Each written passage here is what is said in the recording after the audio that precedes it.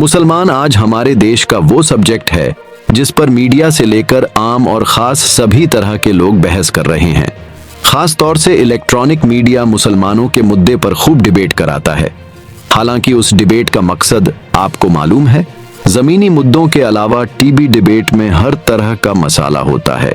मुसलमानों की चिंता करने वाले लोग उनके बुनियादी मसले पर कभी बात करना जरूरी नहीं समझते हैं। सोशल मीडिया पर निगेटिव अप्रोच के साथ मुसलमानों को अलग अलग जुमलों से याद किया जाना आजकल एक फैशन बन रहा है। लेकिन दोस्तों, भारत की जनसंख्या में मुसलमान एक महत्वपूर्ण हिस्सा है। हालांकि सरकारी नौकरियों में उनकी हिस्सेदारी एक चिंता का विषय बनी हुई है। करीब 4 से 5% मुसलमान सरकारी नौकरियों में हैं। यह संख्या उन विभागों में और भी कम है जहां उच्च पदों की बात आती है, जो इस समाज की सामाजिक और आर्थिक स्थिति के बारे में कई सारे सवाल खड़ा करती है। अर्धसैनिक बलों में मुसलमान करीब 4.6% है। IAS, IPS और IFS में करीब 3.2%, सेना में 1% से भी कम है। 2006 में गठित सच्चर कमेटी की रिपोर्ट में मुस्लिम समाज की स्थिति को SC और ST से भी बदतर बताया गया था। 15% आबादी होने के बाद भी केंद्र और राज्य सरकार की नौकरियों में उनकी हिस्सेदारी काफी कम है। राजनीति में उनको आबादी के एतबार से कभी भी हिस्सेदारी नहीं दी जाती है। मुसलमानों के वोट पर सियासत करने वाली पार्टियां भी मुस्लिम समाज को सियासी नुमाइंदगी देने के सवाल पर अक्सर खामोश रह जाती हैं। उधर सामाजिक नजरिए से भी मुस्लिम समाज को कई तरह की चुनौतियों का सामना करना पड़ रहा है। धार्मिक भेदभाव, सामाजिक असमानता और आर्थिक संकट ने इस समुदाय के विकास को बाधित किया है। शहरी क्षेत्रों में मुसलमानों को रोजगार के मुनासिब मौके नहीं मिलते, जबकि ग्रामीण क्षेत्रों में भी स्थिति बहुत अच्छी नहीं है। हाल में नया वक्फ बिल लाकर सरकार ने मुस्लिम समाज को एक दूसरे मसले में उलझा दिया है। वक्फ की संपत्ति से गरीब मुस्लिम समाज की मदद की जाती है। ऐसा माना जा रहा है कि नया वक्फ बिल पास हो गया तो वक्फ की ज्यादातर संपत्ति खत्म हो जाएगी।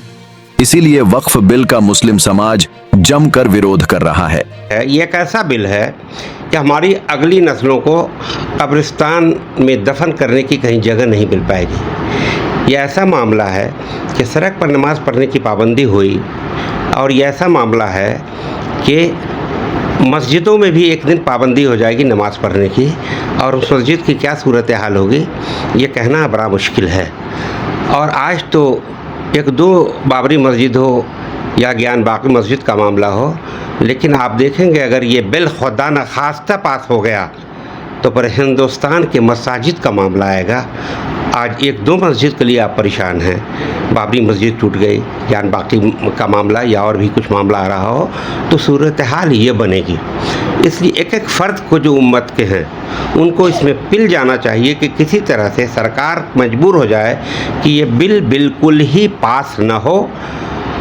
और आपका संविधान जो है वो जमहूरी निज़ाम के लिए है, और हुकूमत से हम ये उम्मीद करते हैं कि जमहूरी निज़ाम के तहत आप जो कोई कानून बनाते हैं तो आवाम के लिए बनाते हैं, आवाम के फ़ायदे नुकसान को देख कर बनाते हैं। तो जहाँ पर ये आवाम का नुकसान हो रहा है, एक बड़ी मिल्लत का एक ऐसा अल्पसंख्यक जो सबसे बड़ा अल्पसंख्यक है, जिसकी आबादी सबसे बड़ी है, उसको आप परेशान कर रहे हैं। इसके साथ ही मुसलमानों की आर्थिक स्थिति चिंताजनक है। अनेक रिपोर्टों के मुताबिक मुस्लिम समाज की औसत आमदनी अन्य समाज से कम है। स्वरोजगार की बजाय मुसलमान बड़े पैमाने पर अस्थायी रोजगार पर निर्भर हैं, जो कि आर्थिक स्थिरता की कमी को दर्शाता है। भारत में मुस्लिम जनसंख्या की सामाजिक, शैक्षणिक और आर्थिक स्थिति में सुधार की जरूरत है। सरकार को इस तबके के लिए ठोस पहल और नीतियों का निर्माण करना होगा, जिससे कि उन्हें बेहतर शिक्षा, रोजगार और सामाजिक सम्मान हासिल हो सके। इसके अलावा इस मसले को हल करने के लिए सामूहिक कोशिश की जरूरत है। न सिर्फ सरकारी बल्कि समाज के सभी वर्गों को साथ लेकर चलना होगा। इस दिशा में पॉजिटिव बदलाव लाने से ही भारत की विविधता में एकता की भावना को बढ़ावा मिलेगा और सभी समुदायों का सशक्तिकरण मुमकिन हो सकेगा। हालिया वर्षों में सरकार ने मुसलमानों के लिए विशेष योजनाएं और सहायता प्रदान करने की कोशिश की है, लेकिन जमीनी स्तर पर यह कोशिश कितना कामयाब रहा है, यह एक बड़ा सवाल है।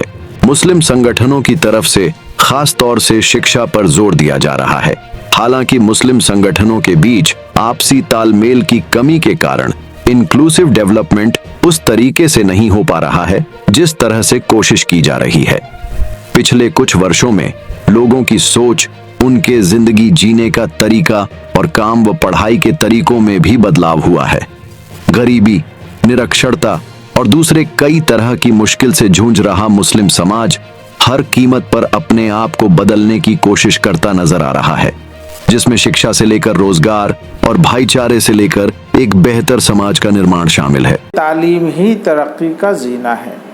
तालीम ही से तरक्की होगी, तालीम ही से अखलाक व किरदार में सुधार होगा, तालीम ही से माशी हालत सुधरेगी, तालीम ही से हम लोग उस जुल्म से बचेंगे जिस जुल्म को हम लोग जो है समाज में देख रहे हैं, चाहे वो मॉब लिंचिंग हो या जो पार्लियामेंट में इस वक्त बातें दुश्मन तराजी की, गाली गलौज की हो रही हैं। समाजी तौर पर, तालीमी तौर पर और सियासी तौर पर हमारी कमज़ोरी का फ़ायदा उठा रहे हैं। तो हम तो ये कहेंगे कि अक़लियतों को एकजुट होना चाहिए तालीम के लिए, और इसमें हमें मदद लेनी चाहिए दीगर अक़लियतों से भी जो तालीम में मुसलमानों से आगे हैं।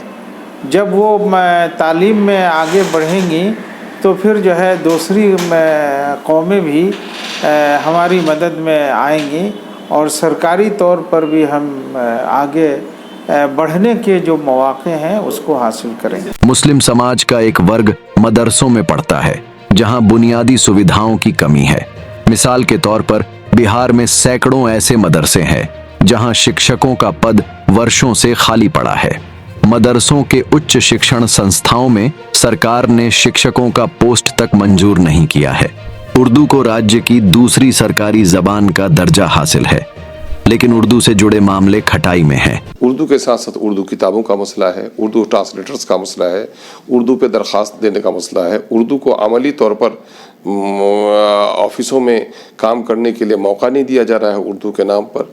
उर्दू लाइब्रेरी का मसला है, मदरसा इस्लामिया शमसुल हुदा का मसला है, उर्दू एकेडमी का मसला है, उर्दू एडवाइजरी कमेटी का मसला है। ये सारे मसाइल हैं जो एक एक करके आप देखेंगे कि वो इल्तवा का शिकार है। पूरे बिहार में उर्दू दम तोड़ रही है, सिसक रही है, और जब तक ज़बान का ताल्लुक रोज़गार से नहीं हो सकता उस वक्त तक वो ज़बान जिंदा नहीं रह सकती। दोस्तों, आपको ये वीडियो अच्छा लगा हो तो चैनल को सब्सक्राइब करें और वीडियो को लाइक और शेयर जरूर करें। शुक्रिया।